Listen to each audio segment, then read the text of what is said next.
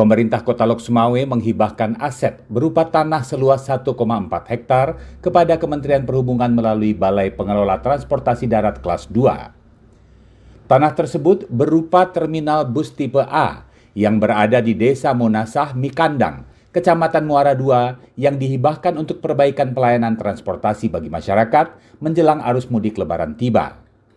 Saat meninjau lokasi pada Kamis 21 Maret, penjabat Wali Kota Lok Sumawe Abdul Hanan menyampaikan berbagai sarana di lokasi tersebut telah dipersiapkan untuk digunakan secara maksimal oleh pemudik.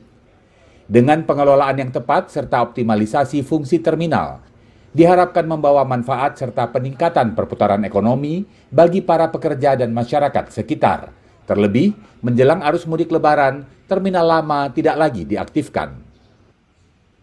Sementara terminal yang di sana, yang di Monggedung, itu akan kita tutup sehingga tidak ada dua terminal yang berfungsi pada saat waktu bersamaan.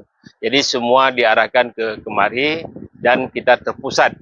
Ya, masyarakat pun bisa tidak mengambang lagi, semua harapan ke sini.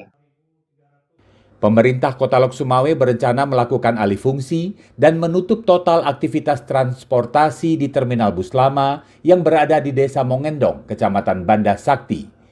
Sejumlah renovasi akan dilakukan serta melibatkan pihak ketiga untuk pelaksanaan alih fungsi agar terminal lama tersebut tidak menjadi bangunan berkategori terbengkalai. Dari Kota Lok Sumawe, Provinsi Aceh, Trifani, Kantor Berita Antara, mewartakan.